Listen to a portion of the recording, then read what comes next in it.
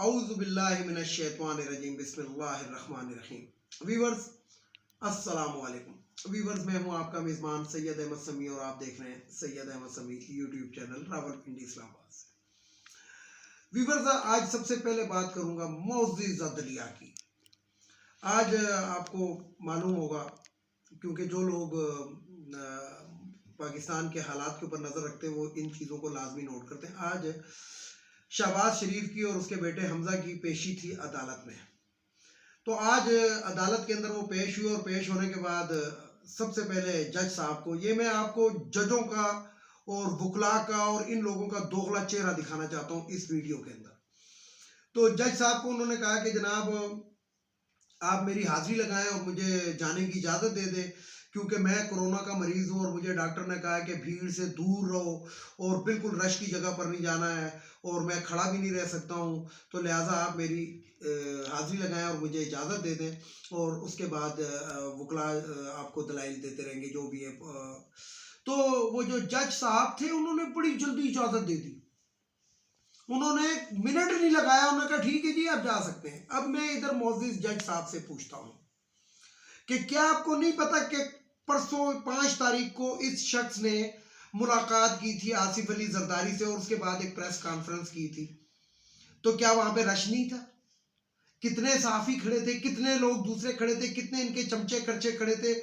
सबसे बड़ी बीमारी तो वो मरियम औरंगजेब खड़ी हुई थी, वो जज को नजर नहीं आया। यानी कि इन जजों की आंखों पे पैसे की वो पट्टी बंधी हुई है और गिलाजत की वो पट्टी बंधी हुई है और गुलामी का वो इन्होंने पट्टा पहना हुआ है कि इनको ये चीज नजर नहीं आती कि इस कुर्सी पे बैठ के ये क्या बातें करते हैं और क्या सुनते हैं और क्या कर रहे हैं।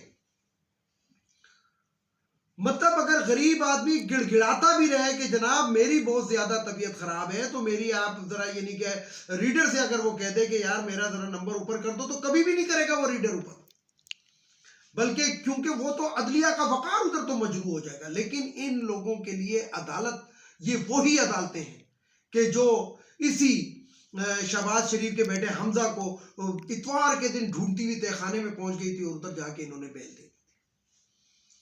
तो बहुत बड़ा सवालिया निशान है इन हमारी अदालतों पे। वैसे तो जितनी इन अदालतों की, जितनी जजों की, और आज मैं ये अपनी वीडियो के तवज्जुह से ये जरूर कहूंगा कि ये जजों का सिस्टम चेंज होना चाहिए। ये जो गुलामाना ज़हनियत के जज, क्योंकि इन जजों को बनाने में इन्हीं 35 से 40 साल इन लोगों ने हुकूमत की है पंजाब के ऊपर, पाकिस्तान के ऊपर, और इन्होंने अपनी मर्जी के जज, अपनी मर्जी के रीडर, अपनी मर्जी के हकारे, अपनी मर्जी की पुलिस, अपनी मर्जी के तमाम लोग इन्होंने लगाए हुए। वो आज तक हुकूमत है पाकिस्तान के मुलाजिम नहीं बल्कि इनके जाती गुलाम बने हुए। मुझे बताएं कि ये शहबाज शरीफ ने 10 साल पंजाब के ऊपर, ये जो लास्ट वजीर आला रहा है, जब इसका भाई जो था वजीर आजम बना और पहले जरदारी साहब सदर थे, तो उस वक्त मुझे बताएं कि इसको जस्टिस डोगर साहब ने इनको नाअहल करार दिया था और ये स्टे ऑर्डर के ऊपर 10 साल वजीर आला रह कर गया है। तो हमारी अदलिया के जो जजेस होंगे ना, तो यकीन जाने के शैतान भी शायद इनसे शर्मा जाए।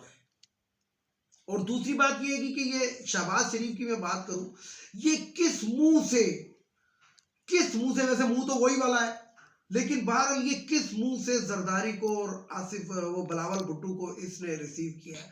ये वही आसिफ अली जरदारी है। और मैंने आज इसकी वो पुराना क्लिप बोर्ड ढूंढने के बाद पब्लिक किया है कि जिसके अंदर ये शहबाज शरीफ साहब फरमा रहे हैं कि मैं अपनी हुकूमत खत्म कर सकता हूं जब आसिफ अली जरदारी सदर था, लेकिन मैं इस सदर से हाथ नहीं मिलाऊंगा।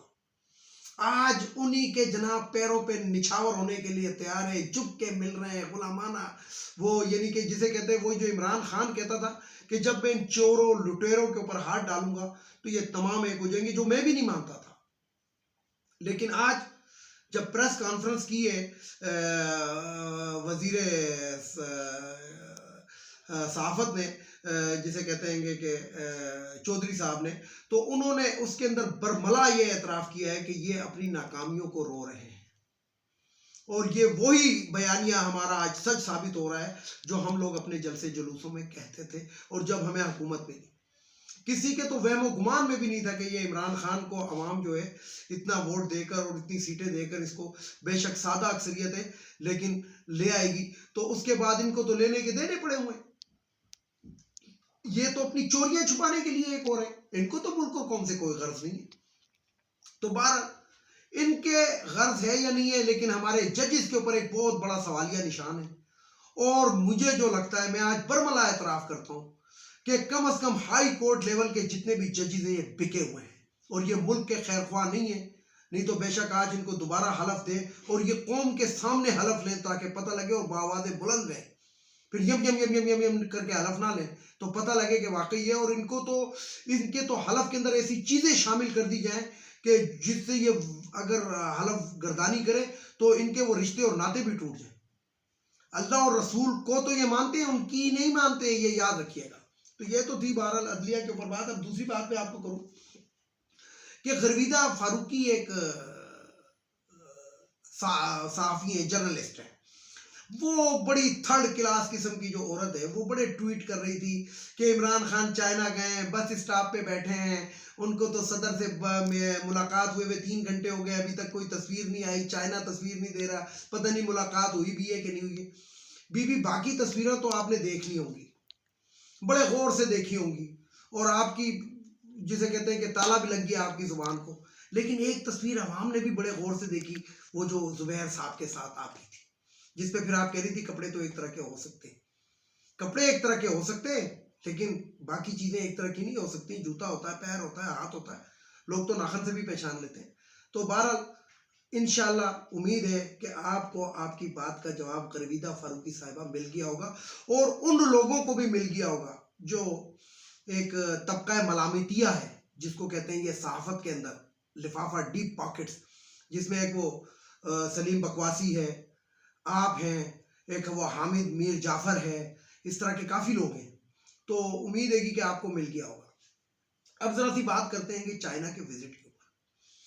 تو چائنا کے وزٹ کی جو موٹی موٹی باتیں ہیں، تقریباً صرف اور صرف جو انویسٹمنٹ عمران خان وہاں پہ یعنی کہ پاکستان کے اندر لے کر آ رہا ہے، صرف 3 پرائیویٹ کمپنیوں سے، اور وہ بہت جلد پاکستان کے اندر وہ کام شروع کر دیں گی، ہر چیز کے اوپر سائن ہو گئے ہیں، یہ پچھلے 3 مہینے سے یہ ورک اپنا مکمل کر چکے تھے، نجی دورے، اور چائنا کے سفیر جو تھے وہ آپ کو یاد ہوگا چائنا جانے سے پہلے بہت زیادہ ایکٹیو ہوئے تھے اسلام آباد کے اندر، تو اس کے اندر 13.4 ملین ڈالر ارب ڈالر 13.4 ارب ڈالر کی انویسٹمنٹ وہ کمپنیاں پاکستان میں کر رہی ہیں، جو معاہدے ہو گئے ہیں، سائن ہو گئے ہیں، ان کو باقاعدہ جگہ بھی لوکیٹ بتا دی گئی ہے کہ آپ کو یہ جگہ ملے گی۔ میں نے آپ کو اپنی ایک ویلاگ کے اندر بتایا تھا کہ 4 پروسیسنگ زون بنائے جا رہے ہیں، وہ کہ جو سی پیک کے اس کے اندر ہیں، ان میں 3 جو ہیں وہ تقریباً 99% مکمل ہو چکے ہیں، اور چوتھا جو ہے جو سندھ کے اندر بننا تھا دھابا جی کے مقام کے اوپر، وہ سندھ حکومت کی نااہلی اور نالائقی اور ان کے لالچ کی وجہ سے اب تک نہیں بن سکا۔ کیوں؟ اس کی وجہ کیا ہے کہ دھابا جی پہ وہ جو زمینیں جہاں پہ وہ بننا تھا، وہ زمینیں اب وہاں کے وڈیرے خرید رہے ہیں۔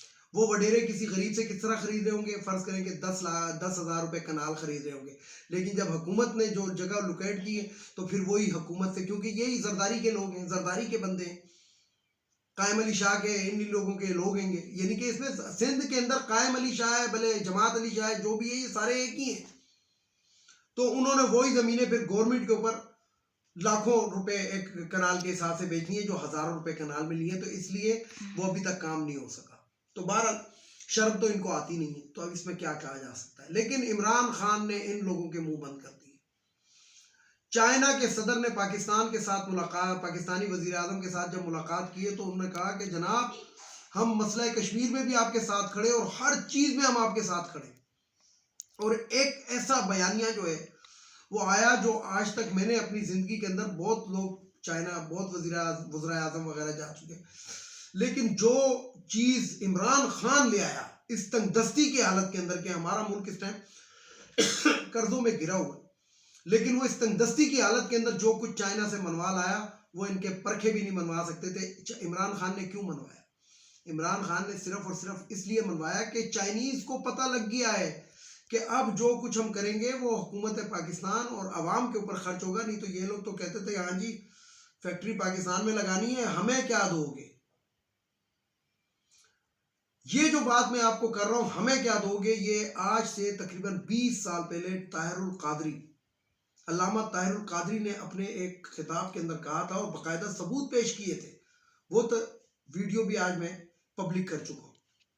اس کے اندر علامہ طاہر القادری صاحب نے کیا کہا تھا؟ انہوں نے کہا تھا کہ نواز شریف, شہباز شریف جو ہے یہ پاکستان کے بینکوں سے بے انتہا قرضہ لے کے معاف کروا چکے ہیں, جس سے بینک دیوالیہ ہو گئے. اور میں یہ چیز شیئر کر چکا ہوں ایک اپنے فیس بک کے اوپر کہ کس بینک سے انہوں نے کتنا قرضہ لیا. اور جب پاکستان کے بینک دیوالیہ ہو گئے تو پھر یہ انگلینڈ کے اندر انہوں نے انویسٹمنٹ کی, اور پھر انگلینڈ کے اندر انہوں نے 2 کمپنیاں بنائیں, اور یہ انگلینڈ کے اندر بھی 1 ارب اور 25 کروڑ پاؤنڈ کے ڈیفالٹر قرار دیے جا چکے ہیں. لیکن ان کا کاروبار پھر بھی آپ دیکھ لیں, یہ ڈیفالٹر ہیں برطانیہ میں بھی. کسی کو اگر وہ ہو تو وہ طاہر القادری صاحب کی نکال کر دیکھ لیں, اس کے اندر وہ ثبوت بھی دے رہے ہیں. تو بات یہ ہے کہ عمران خان ایک ایسا شخص ہے جو اب ہم دیکھ رہے ہیں کہ وہ اس ڈوبتے ہوئے جہاز کو نا بچا بھی رہا ہے, اور بچانے کے بعد وہ ساحل کی طرف بھی لے کر آ رہا ہے کہ یہ اس کو ڈوبنے نہیں دوں گا. اور جو وہ کہتا تھا کہ پاکستان کو دیکھیں گے کہ میں پاکستان کو اٹھا کر دکھاؤں گا, تو وہ اب ہمیں نظر آ رہا ہے. اب ایک چھوٹی سی بات یہاں پہ اور کر دوں, بہت وہ ہوں گے, بہت تکلیفیں آ رہی ہیں راستے میں, بہت جو ہمارے اندر کے جو غلاظت سے بھرے ہوئے اور جسے کہتے ہیں کہ غدار لوگ ہیں, کانٹے بہت بچھائیں گے. لیکن اب عقل استعمال کرنی ہے صرف عوام نے. 5 سال کے اندر عوام نے بڑی مہنگائیاں دیکھ لی, سب کچھ دیکھ لیا. تو اب جو ہے اچھے دن آنے والے ہیں, یہ یاد رکھیے گا. اور اچھے دن بھی وہی لے کر آئے گا جس کی وجہ سے آپ برے دن دیکھ رہے ہیں, جس میں اس کی وجہ نہیں ہے. اس نے قرضے لے کے عوام کو نہیں کھلایا, اس نے اپنے وسائل سے عوام کو کھلایا. بے شک مہنگائی ہوئی ہے جو بھی ہوئی ہے. تو بہرحال آخر میں ایک دلیل آپ کو دیتا ہوں. یہ جو میرے دوست جو مجھے غلط قسم کے کمنٹس کرتے رہتے ہیں اور پٹواریوں پر وہ پوتی یوتیا کے پتہ نہیں یوتیا بوتیا کچھ اس طرح کا کہتے رہتے ہیں, تو ان کے لیے ایک لفظ ہے, یہ میں نہیں کہہ رہا. لفظ یہ ہے کہ جناب آپ ایک عقل مند شخص کو 100 دلیلیں دے کے آپ اس کو راہ راست پہ لا سکتے ہیں. نہیں سوری, دوبارہ سے کہتا ہوں, 100 عقل مند افراد کو ایک دلیل دے کے آپ راہ راست پر لا سکتے ہیں. لیکن ایک الو کے پٹھے بیوقوف کو 100 دلیلیں دے کے بھی آپ اپنے اس پہ نہیں لا سکتے, اس کو آپ سمجھا نہیں سکتے, کیونکہ وہ پہلے ہی الو کا پٹھا ہے. ویڈیو کو لائک کریں, شیئر کریں, سبسکرائب کریں, بیل آئیکن کے بٹن کو ضرور دبائیں تاکہ میری نیکسٹ ویڈیو آپ کو مل سکے. اس کے ساتھ ہی اجازت چاہوں گا. اجازت جانے سے پہلے میرے روایتی جملے, ایک ان افغانیوں کو ہمارے ملک سے اب جانا چاہیے.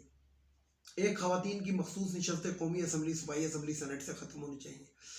تیسرے نمبر پہ وہ جو بھگوڑا لندن میں بیٹھا ہوا ہے, جو اس نے شادی بھی کر لی ہے, اور آج کل تو دبے چھپے لفظوں کے اندر مختلف چینل اس کا بتا بھی رہے ہیں, تو اس کو بھی واپس آنا چاہیے. اور سب سے آخر میں ہماری معزز عدلیہ, جسٹس قاضی فائز عیسیٰ, تمہیں میں نہیں چھوڑوں گا, اس عوام کو بھولنے نہیں دوں گا.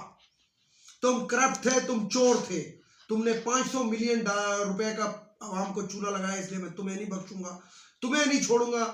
بے شک میں اکیلا بولتا رہا, بولوں گا ضرور, روزانہ تمہارے خلاف بولوں گا, اور تمہاری بیوی کے خلاف, کیونکہ تم دونوں میاں بیوی کرپٹ ہو, اور دوزخ کے اندر ایک اعلیٰ مقام پہ انشاءاللہ فائز ہوں گے. تو ہماری معزز عدلیہ کو چاہیے کہ اپنے کرپٹ جج کو دیکھیں, اس کی بیوی کے آنسوؤں کو نہ دیکھیں, اور جن 6 ججز صاحبان نے اس کو قرار دیا ہے معصوم اور بے گناہ, ان کے اوپر بھی بہت بڑا سوالیہ نشان ہے. تو اپنی آخرت سنوارنے کا آپ کے لیے موقع ہے, انتخاب آپ خود کر لیں. عوام بہرحال معاف نہیں کرے گی, نہ بیوی کے آنسو دیکھے گی, اور نہ جسٹس قاضی فائز عیسیٰ کی مجبوری دیکھے گی. وہ یہ جانتے ہیں کہ یہ شخص چور ہے, اور چوروں کا ساتھی بھی چور ہوتا ہے, اور اس نے ساتھ دیا ہے اہل شریف کا جو نظر آ رہا ہے. اس کے ساتھ ہی اجازت چاہوں گا تمام دیکھنے والے سننے والوں کو. اللہ حافظ. اور آخر میں وہی نعرہ, پاکستان زندہ باد.